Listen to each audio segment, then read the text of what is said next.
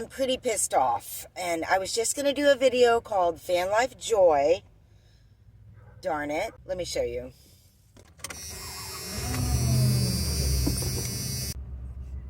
Be right back. Going outside.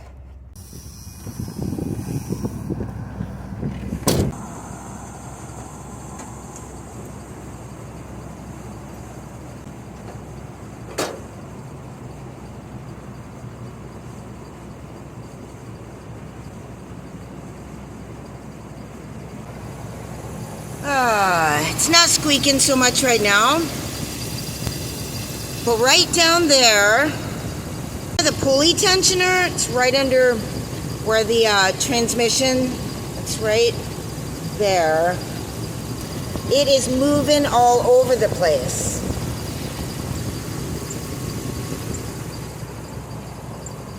You can hear it under here better. Can you hear that?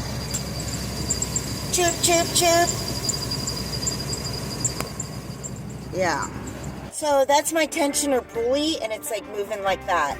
That's one of the, there's a serpentine belt, and it goes around all of these devices to run them all, to turn them all, the alternator, the air, AC compressor, and the tensioner pulley has to do with the tension of this belt.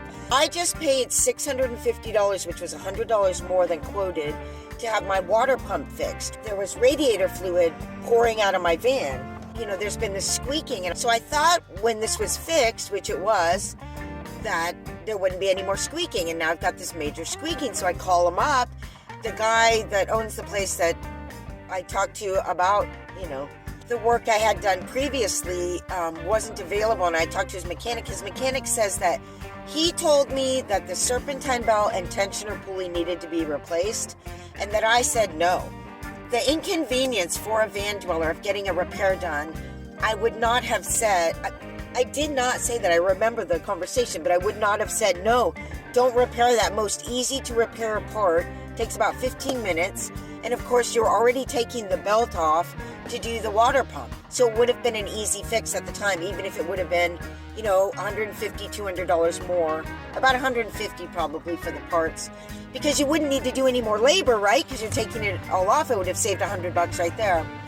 So that's what he said, that I said that. And I told the guy I never said that. And the other thing is, I had the money for that. I would have totally done that all that day.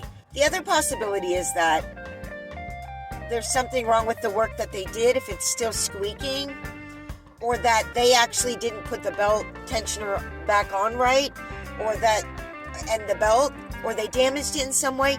I have no idea if this was caused by them, because I would have believed anything they said, except that they just lied to me. One, that he said that to me, which he didn't, and two, that I said, no, thank you, I don't want that work.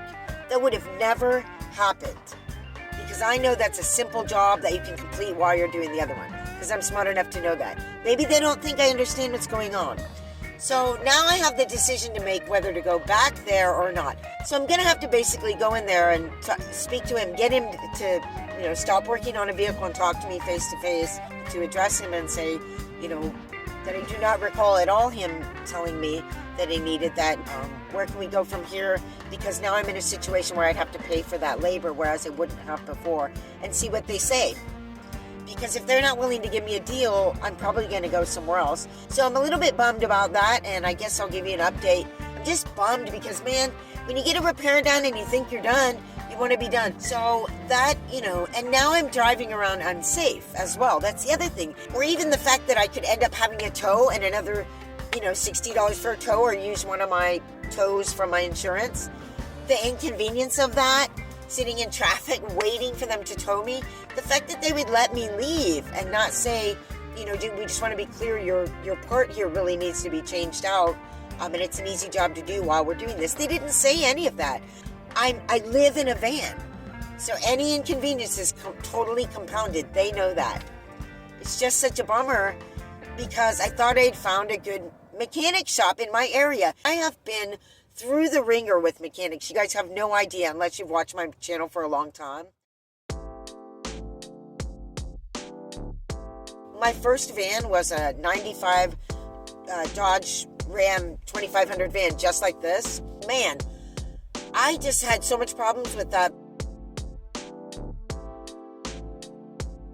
You know, I was heading out on the highway one time and the whole thing just wouldn't turn, and I ended up like really forcing it over to the side of the road, and the serpentine belt was just mangled around the main crankshaft, I guess.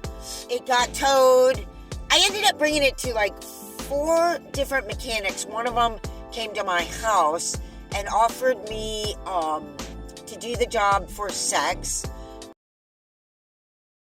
One I had towed to another shop, and they kept it for over 24 hours without contacting me. Broke my side door, like the metal was completely sheared off. They opened it so hard that they actually broke the door. They also put a big gouge in the front of the van where the doghouse was. And then the guy, when I finally got a hold of him, mumbled something in a deep southern accent, so like mumbly with so much noise in the background. I could not understand the part he was saying I needed, but it was $600 and something. So I finally just said, you know, tow it back. So I had it towed back to my place. Then my landlord was like, well, I have a great mechanic. Ended up bringing it to him.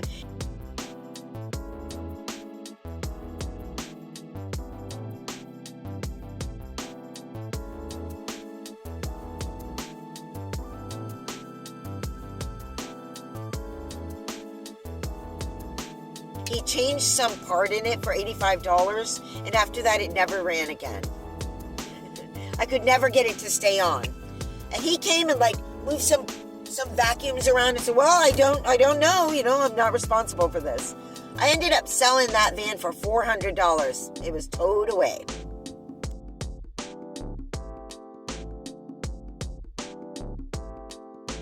So I got a Dodge Caravan. It was, I think it was a 95 as well, or a 96. Little red Dodge Caravan. It was so adorable. The first time I drove it to work, it was about 45 minutes to work, and I was coming back, I guess.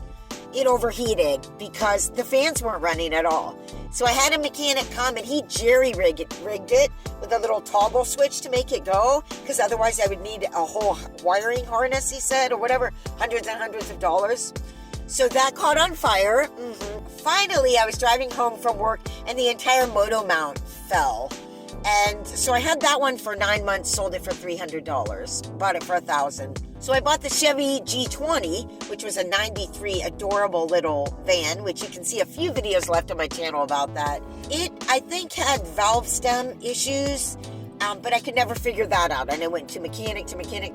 Each and every one said something different. The alternator, the valve stems, and all of that, which is a lot of work. That's in the engine. And then finally, my last mechanic was sure it was my transmission. And I ended up selling that one for, which was good deal, because it's the same day I bought this one, for $750. So I've been to some mechanics. I've gotten taken a lot. Oh, my truck before that, I brought it. I was such an idiot. I told my redneck boyfriend, who never gave me any assistance with my vehicle anyway, why do you think I was dating a redneck? So, you know, I bring it in because it's like dying all the time. And I'm so stupid. I tell my redneck boyfriend, I'm going to do this on my own, because in the South, I was getting disrespected as a woman. And it was like, you know, they always would just talk to the man. And it was like, hello, this is my vehicle, my money, my repair. So I was determined that my boyfriend didn't say anything, but he was still coming with me. So, and I told them I have $1,000. I have $1,000. The bill was $999. Yeah, it was a bent rod in the engine, but since they were in there, they changed them all for $999, because they thought I meant, I want to give you $1,000, whatever you can find. You know, and my boyfriend said nothing because they told him not to, because I wanted to be respected, which I wasn't in the South as a woman, just as a woman. Oh my God. So it took me forever to save that $1,000. So I was an idiot. I was uninformed. I didn't know anything. And I got taken a lot and disrespected a lot by mechanics. Oh my God. My landlord also told me about their cousin who would come over and do my brakes. And he had a buddy with him too who asked to use my bathroom, which I let him. Oh, and the guy was fixing my brakes with a beer. And then when I talked to my landlord, she was like, oh, by the way, yeah, he's a crackhead. His friend's a crackhead. Could have told me that before I let him into my apartment and use my bathroom. That was the last place I rented, by the way. It also flooded there. The man hit on me, and the woman was a narcissist. There was a total drunk across the way who, since I talked with her roommate, thought that I wanted him and took all his stuff out of her apartment and put it on my front porch because I talked with him once. That was the last place I rented. You can see why I've lived in a van for 5 years or 6 years, however long now. So that's the story of my vans with the mechanical thing. And, you know, by the time I got to San Diego, I ended up finding a really good mechanic and that's where my sewing studio was for a year.